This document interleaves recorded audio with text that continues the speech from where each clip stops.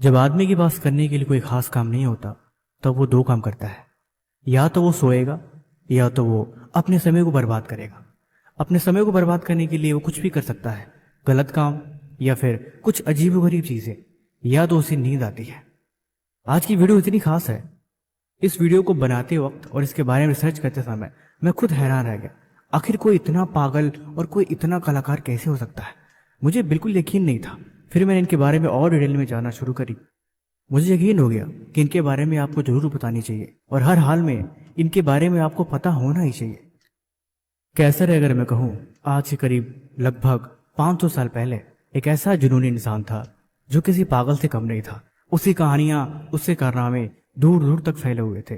वो एक बगुले की चाल को ऑब्जर्व करने के लिए दिन भर कीचड़ में खड़ा रहता, कब्र से खोद के मुर्दों को निकाल लेता और इंसानी स्ट्रक्चर बनाता। आज करीब 500 साल पहले उसने इतनी चीजें खोज डाली जो शायद आज भी उतनी संभव नहीं है।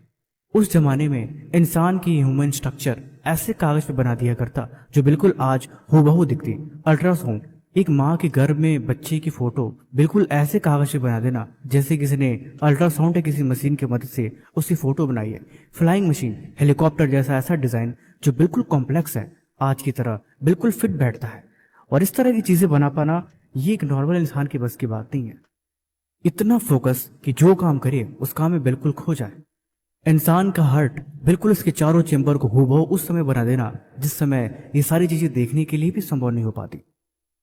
आप इंसान को क्या कहेंगे? Artist, scientist, engineer, inventor, anatomist, musician, mathematician, philosopher, writers, आप जितना कुछ भी देते हैं ये सब इनके ऊपर फिट बैठता है।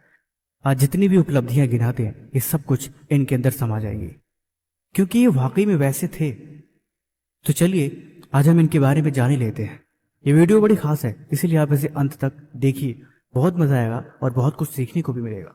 लियोनार्डो दा विंची, इनका जन्म 15 अप्रैल 1452 को विंची नामक एक गांव में हुआ था जो इटली में पड़ता है। ये शुरू से बड़े खोजी टाइप के थे। ये बचपन में खेलने से ज्यादा प्रकृति में घूमना पसंद करते थे। ये चिड़ियों को बैठकर घंटों देखा करते, उनके पंखों के फड़फड़ाहट को महसूस किया करते। एक बार एक चिड़िया इनके सामने से उड़ती गई तो इनके मन में एक विचार आया, आखिर ये चिड़िया उड़ती कैसे है। उस चिड़िया को उड़ता हुआ देख के यही ख्याल इनके मन में बार बार आने लगा, चिड़िया अगर उड़ सकती है तो इंसान क्यों नहीं उड़ सकता, मैं भी तो उड़ सकता हूँ।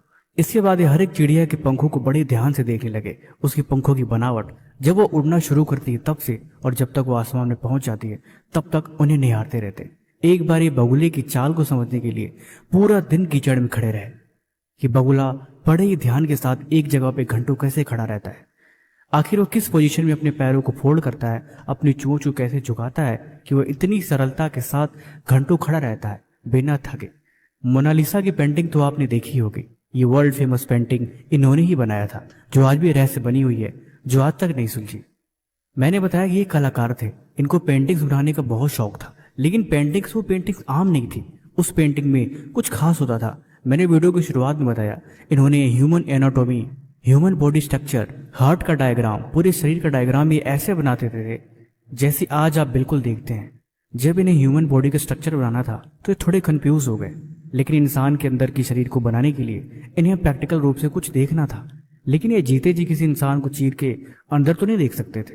इस वजह से ये रात के अंधेरे में कब्रिस्तान में पहुंचे और एक गड़े हुए मुर्दे को खोद कर उसे बाहर निकाले और उसके शरीर का डाइसेक्शन करके उसका डायग्राम बनाया।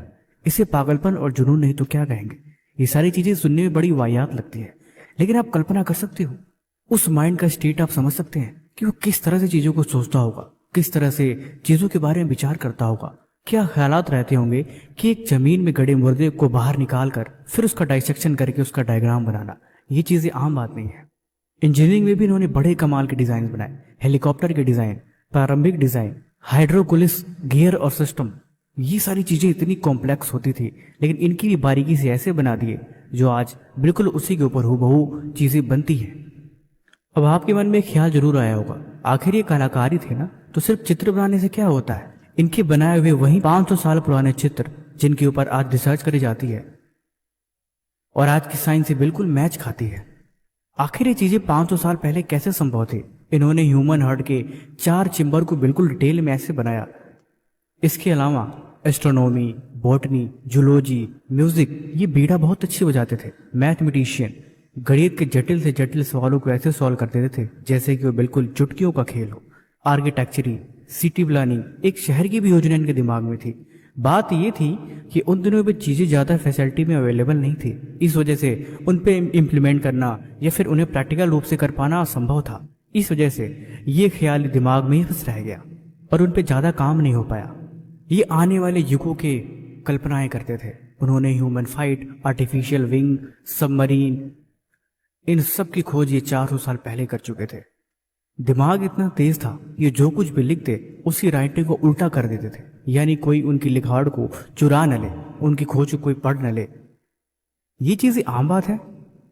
अगर आपको कुछ लिखना है और आप उसे उल्टा लिखे, यानी उस शब्दों को हेर फेर ऐसे करे, आगे वाले शब्द को पीछे, पीछे वाले शब्द को आगे, और फिर उसको मिरर की तरह अपोजिट साइड में लिखना, ये आम बात नहीं है।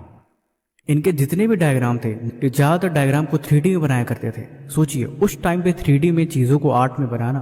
और सबसे मज़ेदार बात ही है, इन्होंने कभी भी स्कूली शिक्षा नहीं ग्रहण करी और ना ही कभी अपने जीवन में स्कूल गए। अब इनकी हम कुछ जो इनकी प्रमुख बातें हैं उन पे हम नज़र डालते हैं। नंबर 1, सीखना कभी भी मन को नहीं थकाता। जिस इंसान का मन सीखने के लिए हमेशा तत्पर होता है, वो इंसान कभी भी थकता नहीं है।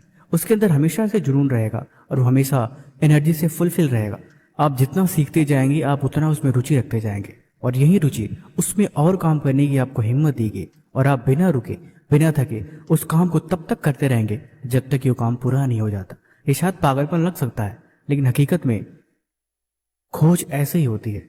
जब दिमाग वाकई किसी चीज के बारे में गहन अध्ययन करता है, और सबसे मजे की बात, अगर आपको उसमें दिलचस्पी हो, फिर आपको कोई भी उस चीज को जीतने से रोक नहीं सकता।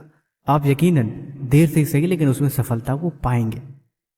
नंबर 2, कला कभी भी किसी की पूरी नहीं होती, बस छोड़ दी जाती है।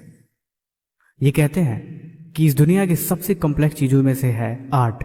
आर्ट हर फील्ड में हो, चाहे वो म्यूजिक हो, सिंगिंग हो, डांसिंग हो, चाहे वो कुछ भी हो, ये जितनी भी चीजें आर्ट ही हैं, वो इस दुनिया में कभी पूरी नहीं हो सकती। आप उनमें जितना उन्नति करें, उसमें आप जितना निखार करें, उसे आप जितना बेहतर बनाएं, वो उतना ही कम है। इनको कभी पूरा करना संभव हो ही नहीं पाएगा, क्योंकि यकीनन कला की कोई आखिरी सीमा नहीं होती। आप इनमें जितना बेहतर करते जाएंगे, उसके लिए वो उतना ही कम होगा। कला के आखिरी छोर तक पहुंचना लगभग असंभव ही है। नंबर 3, इंसान का सबसे बड़ा धोखा उसकी अपनी डिसीजंस होते हैं। ये कहते हैं हकीकत में जब इंसान कोई फैसला लेता है, तब वो फैसला उस वक्त के आधार पे होता है, लेकिन कभी भी कोई फैसला पूरी जिंदगी या हमेशा के लिए नहीं हो सकता। समय के साथ हर फैसला को बदलना पड़ता है। अगर आप कोई डिसीजन ले और उस पर बिल्कुल ही कट्टर बन जाए, आप सोचिए कि मैं उस फैसले को कभी नहीं बदलूंगा, तो यकीनन आप खुद से झूठ बोल रहे हैं और आप खुद को बहला रहे हैं, क्योंकि समय के साथ आप खुद देखेंगे कि आपने जो फैसला लिया है, अब उसे बदलना आवश्यक है। अगर आप ऐसा नहीं कर पाते हैं, तो आप समय के साथ या समय के बहाव में कभी नहीं बह पाएंगे। समय के साथ आपको बदलना पड़ता है, और जो वक्त के साथ नहीं बदलते, वो कहीं ना कहीं पीछे रह जाते हैं। बाकी ये वीडियो आपको कैसी लगी, आप हमें कमेंट बॉक्स में जरूर बताना, और किसी भी तरह का सवाल है तो आप वो भी हमसे पूछ सकते हो। तब तक हम आपसे मिलते हैं ऐसी एक और मजेदार वीडियो में अगले दिन। धन्यवाद।